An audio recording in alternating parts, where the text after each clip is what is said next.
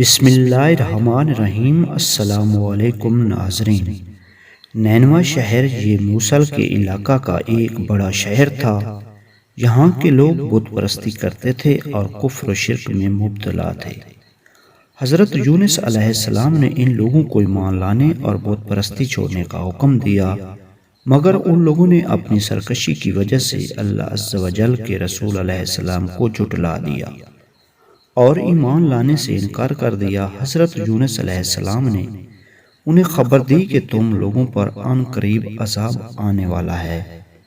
یہ سن کر شہر کے لوگوں نے آپس میں مشورہ کیا کہ حضرت یونس علیہ السلام نے کبھی کوئی جھوٹی بات نہیں کہی ہے، اس لیے یہ دیکھو کہ اگر وہ رات کو اس شہر میں رہیں جب تو سمجھ لو کہ کوئی خطرہ ہے۔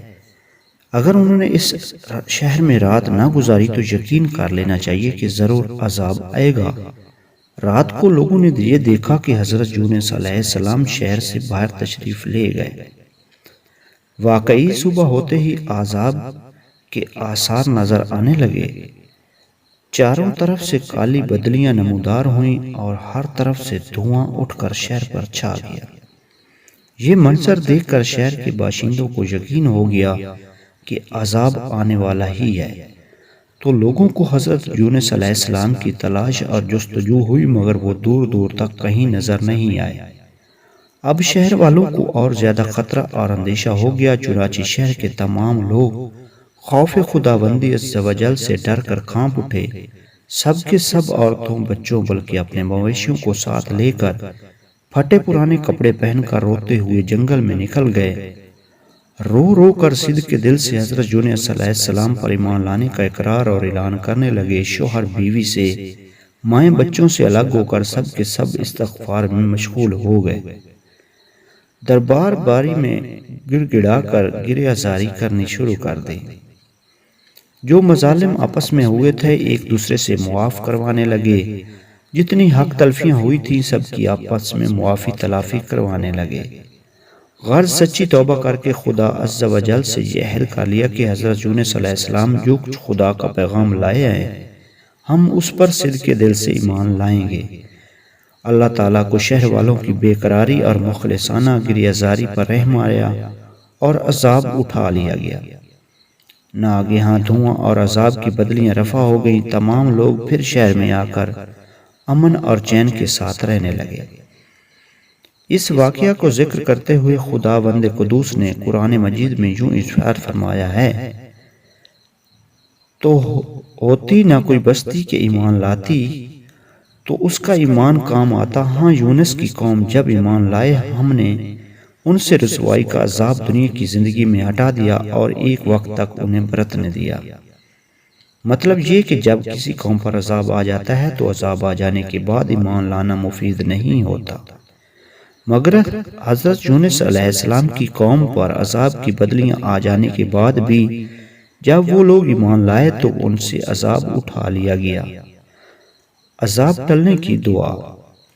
طبرانی شریف کی روایت ہے کہ شہر نینوا پر جب عذاب کے آثار ظاہر ہونے لگے، حضرت یونس علیہ السلام باوجود تلاش جستجو کے لوگوں کو نہیں ملے تو شہر والے گھبرا کر اپنے ایک عالم کے پاس گئے جو صاحب ایمان اور شیخ وقت تھے۔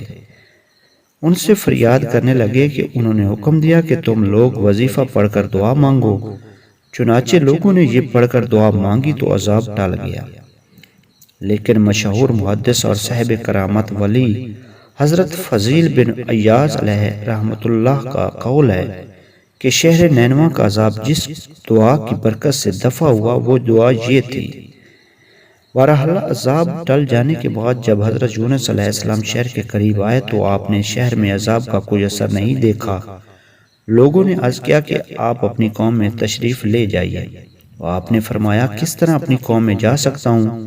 میں تو ان لوگوں کو عذاب کی خبر دے کر شہر سے نکل گیا تھا مگر عذاب نہیں آیا، تو اب لوگ مجھے جھوٹا سمجھ کر قتل کر دیں گے۔ آپ یہ فرما کر حیرت سے شہر سے پلٹ آئے اور ایک کشتی میں سوار ہو گئے۔ یہ کشتی جب بیچ سمندر میں پہنچی تو کھڑی ہو گئی۔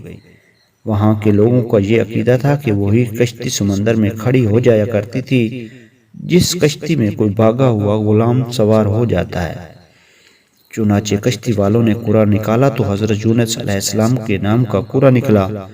کشتی والوں نے آپ کو سمندر میں پھینک دیا، کشتی لے کر روانہ ہو گئے اور فوراً ہی ایک مچھلی نے اللہ کے حکم سے آپ کو نگل لیا اور آپ مچھلی کے پیٹ میں جہاں بالکل اندھیرا تھا قید ہو گئے۔ حضرت عبداللہ بن مسعود رضی اللہ عنہ نے فرمایا کہ یونس علیہ السلام اس مچھلی کے پیٹ میں 40 روز رہے، یہ ان کو زمین کی تہہ تک لے جاتی اور دور دراز کی مسافتوں میں پھراتی رہی۔ بعض حضرات نے 7، بعض نے 5 دن اور بعض نے 1 دن کے چند گھنٹے مچھلی کے پیٹ میں رہنے کی مدت بتلائی ہے، مگر اسی حالت میں آپ نے آیات کریمہ لا الہ الا انت سبحانک انی کنت من الظالمین کا وظیفہ پڑھنا شروع کر دیا تو اس کی برکت سے اللہ تعالیٰ نے آپ کو اس اندھیری کوٹھڑی سے نجات دی اور مچھلی نے کنارے پر آ کر آپ کو اگل دیا۔ اس وقت آپ بہت نحیف اور کمزور ہو چکے تھے۔ خدا عز و جل کی شان کی اس جگہ کدو کی ایک بیل اگ گئی اور آپ اس کے سایہ میں آرام کرتے رہے۔ پھر جب آپ میں کچھ توانائی آ گئی تو آپ اپنی قوم میں تشریف لائے اور سب لوگ انتہائی محبت و احترام کے ساتھ پیش آ کر آپ پر ایمان لائے۔ حضرت یونس علیہ السلام کی اس دردناک سرگزشت کو قرآن کریم نے ان لفظوں میں بیان فرمایا ہے۔ ترجمہ: اور بے شک یونس پیغمبروں میں سے ہے، جبکہ بھری کشتی کی طرف نکل گیا تو پورا ڈالا تو تکیلے ہو میں ہوا، پھر اسے مچھلی نے نگل لیا اور وہ اپنے آپ کو ملامت کرتا تھا، تو اگر وہ تسبیح کرنے والا نہ ہوتا ضرور اس کے پیٹ میں رہتا جس دن تک لوگ اٹھائے جائیں گے۔ پھر ہم نے اسے میدان پر ڈال دیا اور وہ بیمار تھا، اور ہم نے اس پر کدو کا پیڑ اگایا اور ہم نے اسے 1,00,000 آدمیوں کی طرف بھیجا، اور ان میں زیادہ تو وہ ایمان لے آئے تو ہم نے انہیں ایک وقت تک برتنے دیا۔ حضرت یونس علیہ السلام کی دل دہلا دینے والی مصیبت اور مشکلات سے یہ ہدایات ملتی ہے کہ اللہ تعالیٰ اپنے خاص بندوں کو کس طرح کے امتحانات میں ڈالتا ہے، لیکن جب بندے امتحان میں پڑھ کر صبر اور استقامت کا دامن نہیں چھوڑتے اور عین بلاؤں کے طوفان میں بھی خدا کی ایجاد سے غافل نہیں ہوتے تو ارحم الراحمین اپنے بندوں کی نجات کا غیب سے ایسا انتظام فرما دیتا ہے کہ کوئی اس کو سوچ نہیں سکتا۔ غور کیجیے، حضرت یونس علیہ السلام کو جب کشتی والوں نے سمندر میں پھینک دیا تو ان کی زندگی اور سلامتی کا کوئی ذریعہ باقی رہ گیا تھا؟ پھر انہیں مچھلی نے نگل لیا تو اب بھلا ان کی حیات کا کون سا سہارا رہ گیا تھا؟ مگر اسی حالت میں آپ نے جب آیت کریمہ کا وظیفہ پڑھا تو اللہ تعالیٰ نے انہیں مچھلی کے پیٹ میں بھی زندہ سلامت رکھا، مچھلی کے پیٹ سے انہیں ایک میدان میں پہنچا دیا، پھر انہیں تندرستی اور سلامتی کے ساتھ ان کی قوم اور وطن میں پہنچا دیا۔ ان کی تبلیغ کی بدولت 1,00,000 سے زائد آدمیوں کو ہدایت مل گئی۔ یہ بھی معلوم ہوا کہ توبہ استغفار سے عذابات اور بلائیں بھی ٹل جاتی ہیں، جیسے شہر نینوا کے لوگوں کے استغفار سے عذاب الہی ٹل گیا۔